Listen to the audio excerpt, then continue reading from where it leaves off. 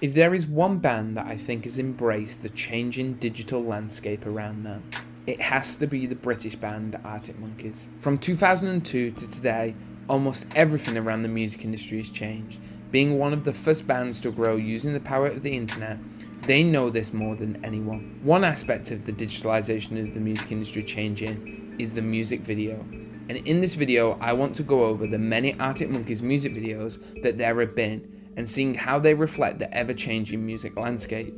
And ultimately, this will be a lot like my video going over every single Arctic Monkeys album cover, which I will link below. The first music video of the band is the now iconic We Are the Arctic Monkeys, Don't Believe the Hype video of I Bet You Look Good on the Dance Floor.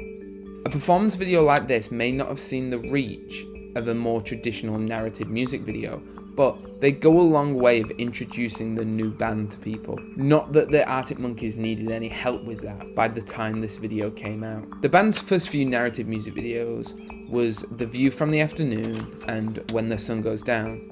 In the case of The View from the Afternoon specifically, I think it's an interesting choice for the band's first music video with a narrative to not feature a member of the band.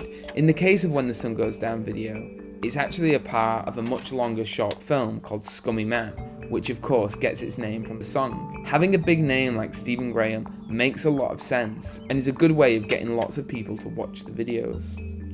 The Fake Tales of San Francisco video is another performance video, showing a compilation of the band's early days, and if I'm not mistaken, might be the only official music video from the band to feature original bassist Andy Nicholson. The next video, like the last narrative video from the band, also features famous faces.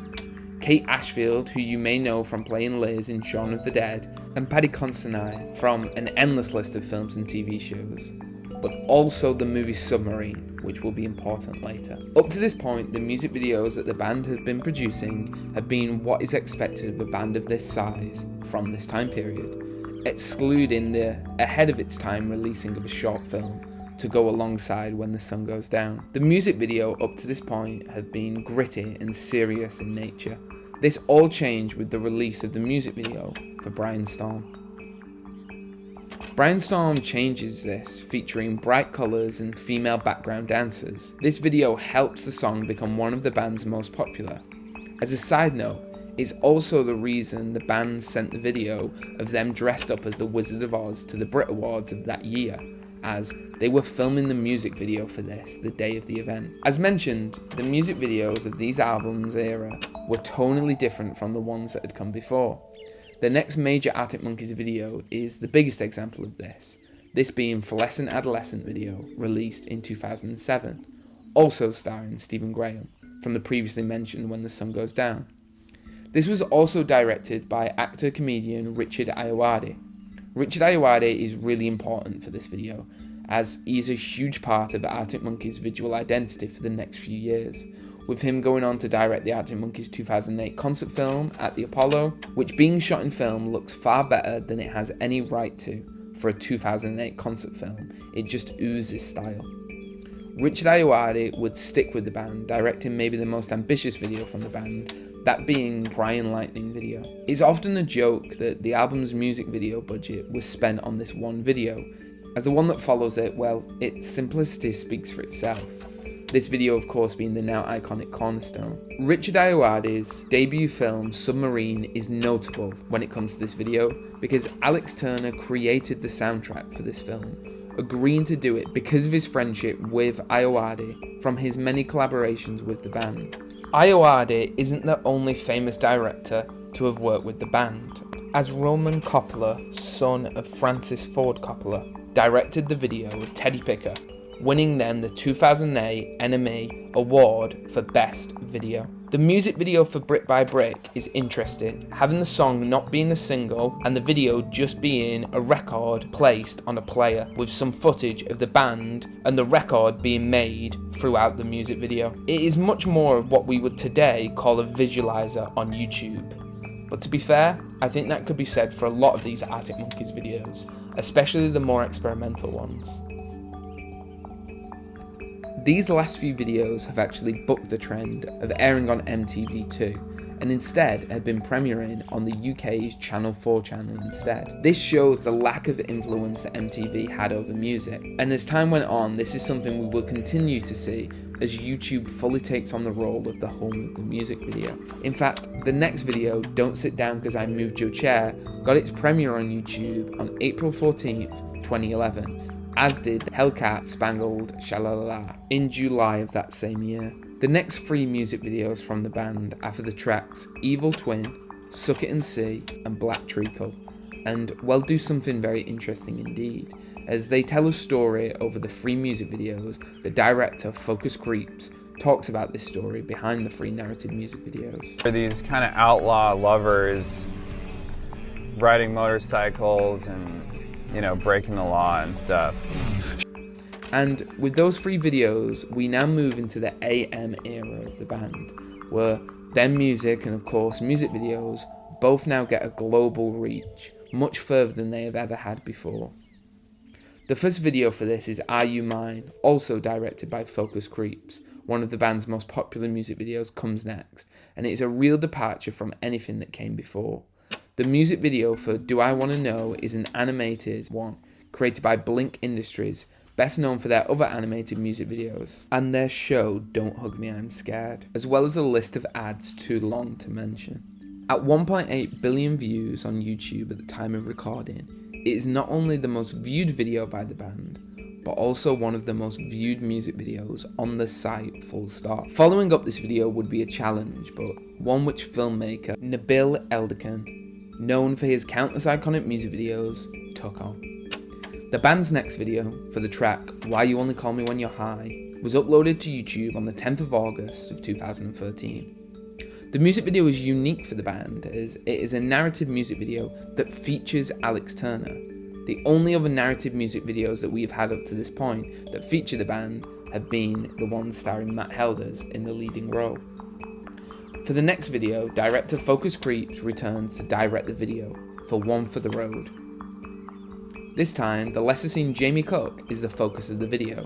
The music video for Arabella is typical for the band's performance music videos of this era. Directed by Jake Nava, Arabella is the last performance video we see of this album and this era, but not the last video altogether. That goes to the video for the track Snap Out of It. A fitting final video for the end of AM, directed by Focus Creeps again.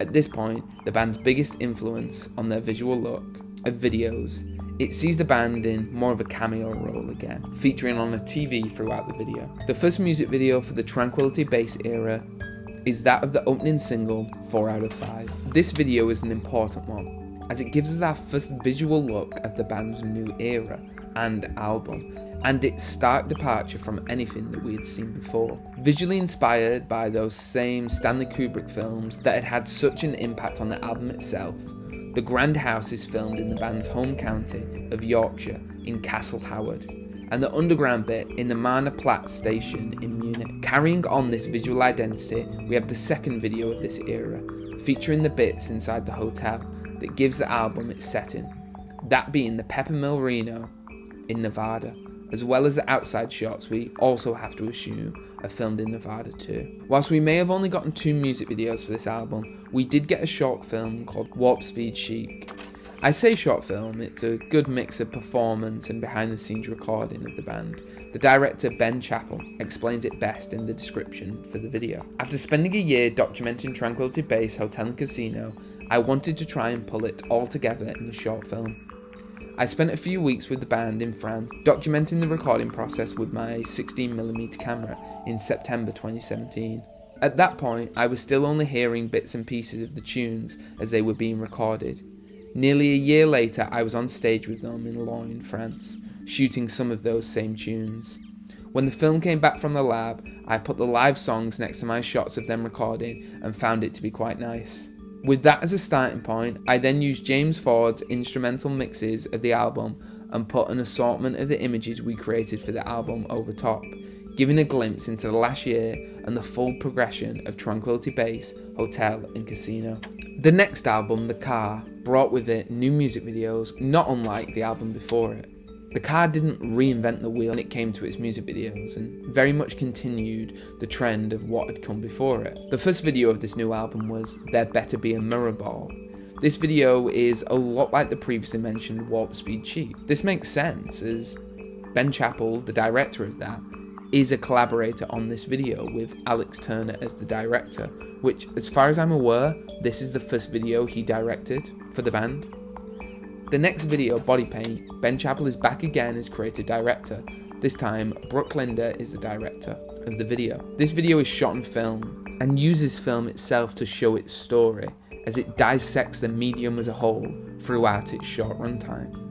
For the next video, I Ain't Quite Where I Think I Am, is directed by Ben Chappell and Zachary Michael, and is a performance of the band at their show at the King's Theatre in Brooklyn. The most recent music video from the band is for the track Sculptures of Anything Goes, also directed by Ben Chappell, and is a performance video that we would expect from the band at this point. What music videos come next will very likely have to wait for the next album. As I discussed throughout this video, the music video by the time of the Arctic Monkeys' global success had very much now found its home on YouTube. But just as MTV in the decades prior lost its grip on the music video, it seems the same may happen for YouTube. But that's for another video. If you enjoyed this video, check out the one that I made on the rise and fall of Vevo, and just exactly how the music industry gained control of the music video just to lose it again. If you're a fan of the Arctic Monkeys, be sure to check out the video I did where I go over every single one of their album covers, who made them and why they were specifically chosen for that particular album. Thanks for watching.